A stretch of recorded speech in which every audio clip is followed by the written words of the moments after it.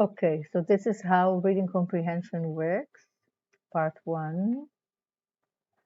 At the beginning, we have a very detailed introduction about what to do and what not to do. And here we have all the patterns that we have learned in advanced soft read with the same pictures, of course, or the same illustrations. You can go over it, and you can also leave it as a reference to refer to it when a student cannot read a certain or cannot identify a certain pattern. Okay, I don't know if I would go over everything at the beginning. You can choose one pattern and go over it every lesson, but you can also wait for the problem to appear.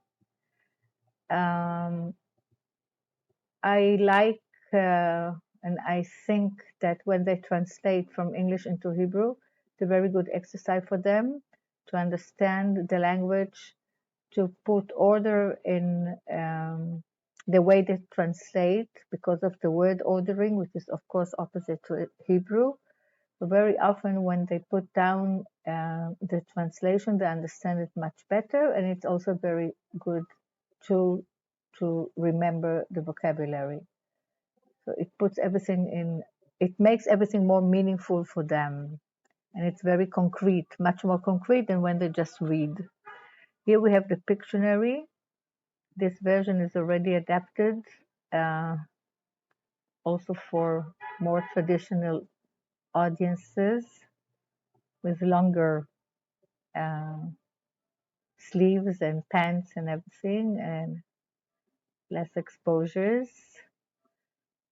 So here you have the Pictionary of most, not most, but the basic vocabulary at the beginning. I'm skipping, I think, to page 30.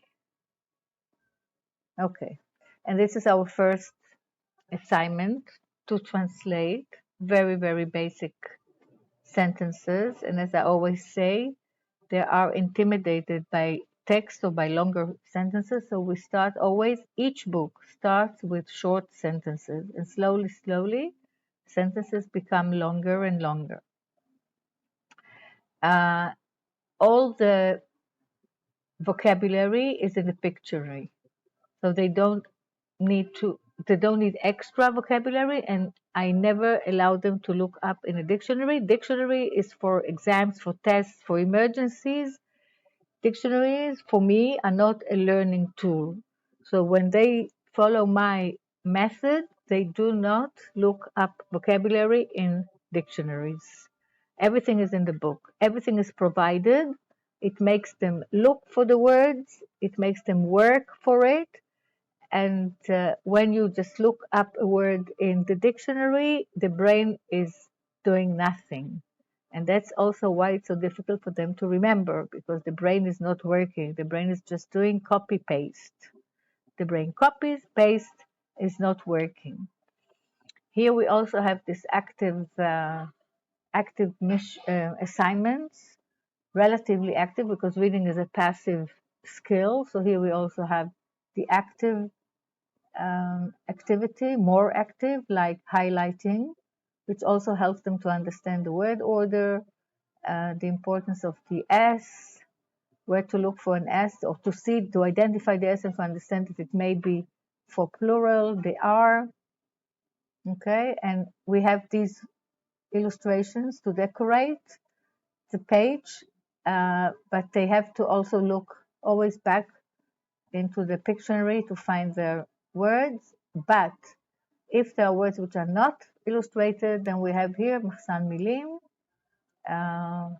You see, mouse, mice, fish. We don't teach them all the irregular plural at once, but we do it bit by bit, only when it appears, not to overdo it. Okay, so we go on with all these short sentences, brick by brick, structure by structure. This, for instance, at school, at home, which is of course an exception to the in the. extra words, extra vocabulary. All the new vocabulary is highlighted, bolded in blue. Longer sentences, short review just of the words. All these sentences, they are supposed to read and to translate, read and to translate. Words like synagogue, which usually don't appear in the regular textbooks, attic, dream, shelter. Okay, here we learn the pronouns, the possessive pronouns, our, her. Here's the dream, trip, the S. Okay, so we just say, we don't use definitions like possessive or possession, or we say it's shell. shell, זה מה שזה עושה. Okay, Ron's dog, הכלב של רון. Possessive is very abstract, that is meaningless to this kind of students. Tail, and here we come to the present progressive. Everybody likes the achshaving because it's achshav in ing, which means the rabbit is sleeping. Then we have longer sentences. New describes the word story. Music describes the word teacher. Music describes the word student. Longer sentences, and slowly we are getting to the stories. A review. My vacation in the village. Mahsan milim, the vocabulary. And again, the new words are bolded in blue. An informative exercise where they need to read and find out what color, what animal, and how many of each animal. Days of the weeks and numbers which they never know. And this is the first dialogue. And this is the interesting part, because I believe that the brain must work and they must understand it in order to remember the meaning. So here we talk about the mall, and they need to, or the beach first. They need to understand what beach means. And because I love to watch the blue sea, I'm not going to the movie, I'm going to the beach. And when we go and buy a new shirt, then we probably go to a place where you can buy shirts. And here I always say, when I don't give them, of course, the answer, they have to come up with the answer. And when they say, for instance, shop, like chanut, or they say a second-hand shop or a vitzo shop, because they are used to go and buy there, that's a good answer. And then for fine-tuning, the teacher will say a mole is what it is, or eventually, if you want, they can also look it up and find out in the dictionary what is the most sensible word. But first, they have to come up with the assumption, what they think it is. Enjoy it, for instance, at the end of a dialogue, everybody goes to a good place to do something fun. What can it mean? And all this is here. But of course, the directions are here, but you need first to guide them several times to do it with the student before he is able to do it by himself. It takes time. But even though it takes time, and even though it may be annoying and they may have to think, eventually they will remember everything much better because the brain has been employed. Here's a review. Then we go on, another text. These are my marks when I was working with students online. Longer passages, WH questions at the end. So we have the blue bolded words which appear here. And then we have also the red word assignments where they have to come up with their assumptions. And we also have the green word assignments. Let me see if I can find it here quickly. red. המילה blowing מצטרפת למילה wind, גם היא נראית כמו פעולה. איזה פעולה אפשר לייחס לרוח? מה הרוח עושה? המתאר של ה-weather זה המילה cold, על מה דיברנו בקטע הזה שיכול להיות קר ושאולי אנשים אחדים אוהבים אותו. That's me. WH questions. My vacation, I'm looking for the green word assignments. Here they have a writing assignment, not only WH. המילה upset מתארת את די, המילה די מופיעה גם במשפט קודם, למי היא מתייחסת? די מתייחסת ל... ואיך מרגישים שהשיעורים הם לא easy, לכן המילה upset יכולה להיות WH, review, there are no green assignments here.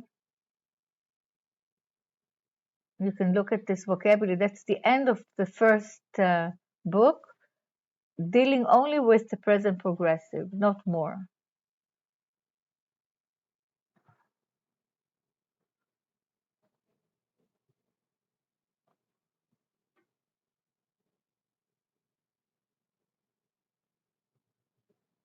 Okay, reviews, charts.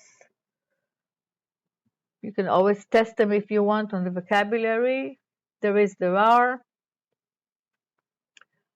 So it's structure-based and vocabulary development. So here we are dealing only with present progressive, and there is the R. You see the vocabulary. Here they have a fill-out assignment where they have the Hebrew and they need to put the words. Okay, so a little active. Here they have a writing assignment where they write about their neighborhood.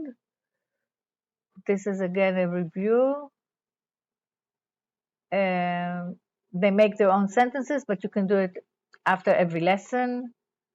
And this is like a final review of all the words that they have learned. They can collect all the words. You can do it every lesson. You can do it every 5 lessons. Go over the words, put the English and the Hebrew next to it, try to test them on them. And that's our chart, our grammar chart, and that's the end of this book. And it goes like this, further and further. It develops structure-wise and vocabulary-wise until it gets to book 4, where we deal with the past. I hope this was helpful.